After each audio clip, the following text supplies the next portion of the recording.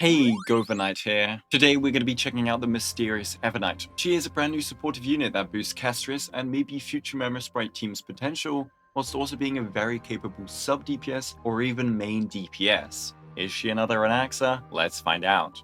I'll be explaining her kit, which is a little tricky, then reviewing Eidolons, and then I will give you her best builds, including brand new relics, as well as Lycons, all calculated for you guys.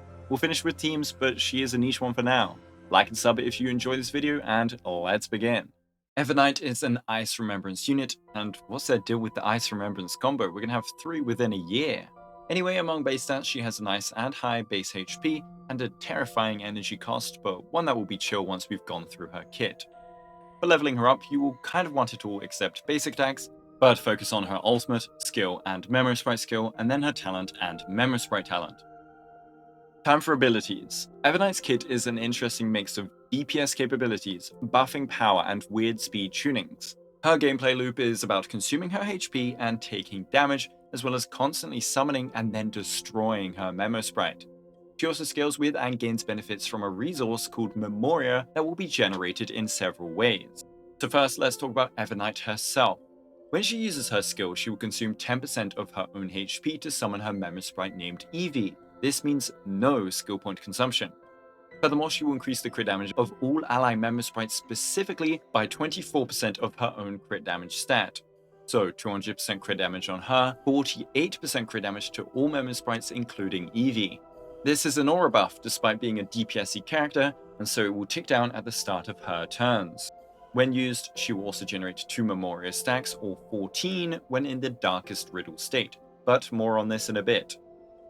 Evernight's ultimate will also summon Evey, and then Evey will do a very large amount of damage to all enemies. Evernight will enter the darkest riddle state as well. This state applies a 30% universal vulnerability to all enemies and then boosts Evernight's and Evey's damage percent, whilst also making them immune to CC. Remember, this state also boosts our Memoria generation from the skill. Now, this state has its duration not based on turns, but instead based on charges. You will get 2 on an ult, which can stack if you ult twice very quickly, and 1 charge will be consumed by Evey after using a move called Dream Dissolving as due. When all charges are gone, at the start of Evernight's next turn, she will exit the state, and thus the buffs will disappear until the next time. So we see already that she can provide crit damage to all Memosprites and also give a team-wide damage amp in the form of vulnerability. But now let's talk about Evey, Evernight's Memosprite. Evernight's talent details Evey's stats. They have a speed of 160 and a max HP equal to half of Evernight's own HP. Every time either of them loses HP, both of their crit damage will be buffed. You can consider this permanent. This buffs Evey's damage and boosts Evernight's buffing power. We also get 2 Memoria stacks, once per target per attack, meaning 4 stacks if an enemy hits both Evernight and her Memosprite. Finally, if reaching 16 Memoria, Evernight will become immune to CC just like in her ultimate state, and as for Evey, they will immediately take action. Now, when acting, Evey will become what seems to be a water pistol and shoot a target, prioritizing the target Evernight last attacked. It is a single target attack and does okay damage, but further scales on Memoria points, albeit not substantially. 1 Memoria will also be gained every time this ability occurs.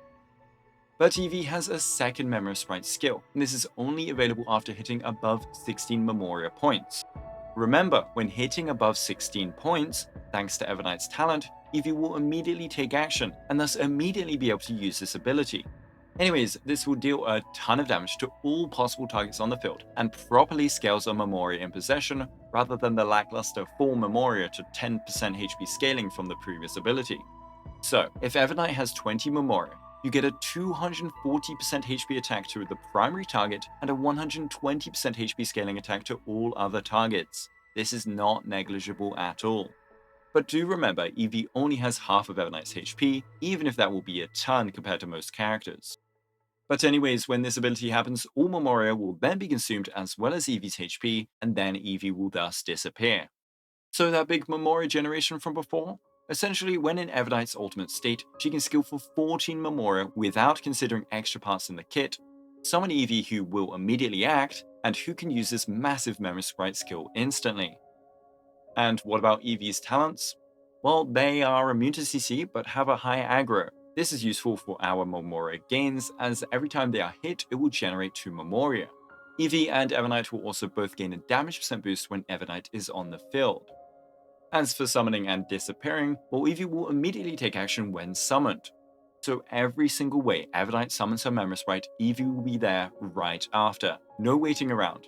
And for disappearing, well, Evernight will get a flat 10% speed buff when Evey disappears, as well as up to a 40% speed buff on top, scaling on Memoria consumed in that big Memosprite skill, Dream Dissolving as due. Combined, this is a possible total of 50%, but this will not stack with itself. This means if you manage to get 2 of these before an Evernight turn, only the first one will be present, and even if you consume more Memoria in the second Dream Dissolving skill, it will not replace the old one. Finally, let's check her traces and then summarize all these weird kit mechanics into something digestible. Evernight and Evey will gain a 35% crit rate buff in combat. Now we can stack even more HP or crit damage. When using abilities, either of them will also consume 5% of their own HP to gain 15% crit damage. What this means though is 2 Memoria on top every time they act from the talent effect. Oh, and if that wasn't enough, the big Memosprite skill will now recover 1 SP, making Evernight SP positive. Her A4 is then very useful for starting up your rotation with a massive 70 energy at the start of combat, getting us to 190 in the endgame. But how do we get a consistent amount of energy for that 240 cost? Well, that is through the second part, where Evernight will get 5 energy and 1 Memoria whenever Evernight herself or any Memosprite, including Evey, uses an ability. Here, the synergy really starts to ramp up. And finally, if you wanted more Remembrance synergy, well, here's an additional crit damage boost to all Memosprites based on the amount of Remembrance characters in a team. You do not need 4, but 3 is the big breakpoint. So RMC is free, Evernight, and then you have a choice currently of either Castorice as a main DPS slot, or Hyacinth as a healer if you want Evernight to be the carry. Cyrene is confirmed to be Remembrance too though. So the gameplay loop is summon Evey, Evey acts, stack up Memoria, big Memoria blast at 16 or above stacks. If you're in your ult state, every skill will then stack up a ton of Memoria and summon Evey, allowing for an immediate Dream Dissolving skill. Now, enemies can attack you, allies can drain HP, there are a lot of ways Memoria can be stacked up, and that can lead you to acting too early with Evey, maybe losing a Darkest Riddle charge, maybe not consuming as much Memoria as you had hoped. Now Evey is off the field, losing potential HP loss for a Castorice team. I think Evernight has one of the hardest kits to optimize because we have her, and her Memosprite, and a stacking resource, and HP fluctuation to watch out for, and she has weird speed gimmicks. Anyways, now that her kit's out of the way, let's check out Eidolon. Her very first Eidolon will buff Memosprite damage depending on enemy targets on the field. The fewer the enemy count, the higher the damage gain, and it's important to note that this is an original damage multiplier to a unique multiplier unseen in most kits. If there is one enemy left on the field, all Memosprites would get a 1.5 times multiplier to their damage. This is insane for a sub DPS E1. E2 then boosts her own crit damage yet again along with Evey. Nice. But then every time Evernight would gain Memoria, we will now get an additional 2. Okay, really nice. But then when using Ultimate, we get another 2 Darkest Riddle charges. Wow. She's already a great main DPS at E0 in her best team, but now even in her sub DPS role, she's gonna be out damaging the main DPS. Luckily, her E4 is a snapback to reality with a very curious and negligible weakness break efficiency buff to Memosprites. And lastly, Evernight with a very cool Eidolon 6 art will gain all-type Respen, classic, and Evernight will regain some of the consumed Memoria after the Dream Dissolving Memosprite skill. Basically, tons more damage, but we have enough. Here are my Eidolon calculations in an Evernight carry team. The gains as a sub DPS in a Castorice team will be similar for her own damage, but the overall team gains will be lower on the E2 and E6, as that is Evernight centric and won't boost Castorice or Hyacinth. The E1, however, will be basically just as juicy thanks to its team-wide buffing power. So what do I think about her? Is she another Anaxa? Well, Anaxa was a DPS designed to help out the Hurter whilst also being a great main DPS himself. His flexibility in teammates and damage meant he actually outperformed her once the AoE meta died down, not to mention Synergies coming out. Evernight is a DPS designed to help out Castorice, whilst also being a great main DPS herself. But the thing is, her team is restricted to exactly the same teammates Castorice wants. So whilst Anaxa would thrive with hypercarry setups unlike the Hurter, Evernight cannot really stray from the usual combos that Castorice wants anyway. This is because the Hurter Anaxa synergy is written mostly in the Hurter's kit, whereas the Castorice Evernight synergy is shared among each other's kits. So Anaxa can run Hypercarry instead of dual erudition, but Evernight wants the same supports as her main DPS. This means you don't get as much flexibility, at least right now, as Anaxa could. Anyway, right now, the way it feels is that Evernight is competitive with the current Castorice stream pre-Evernight if you run the exact same team of RMC Tribi Hyacinth. In fact, in MOC, it seems like she just outperforms Castorice. In Apocalyptic Shadow, though, I prefer Castorice, but that needs more testing. However, when you consider Castorice can now use Evernight, then the Castorice-Evernight combo is stronger than Evernight solo carry. However, if you never invested into Castorice and instead are going for Evernight, you now have an edge. Evernight solo carry, when fully optimized, is similar to or ahead of solo Castorice. But then, she isn't that far behind the dual DPS team in my experience. What this means is you don't need to pull a Castorice E0S1 for your Evernight.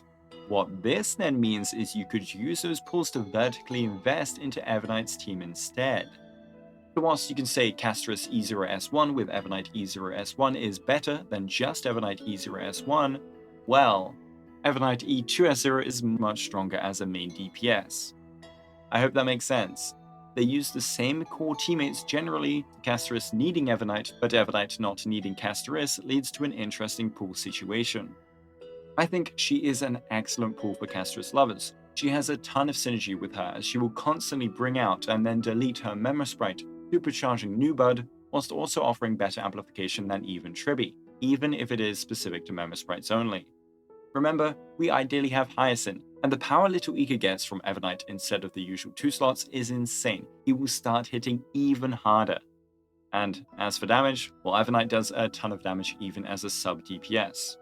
She can replace RMC and create Castorice's best team as of 3.6, or she can do something very valuable and replace Tribi, letting you use Tribi elsewhere.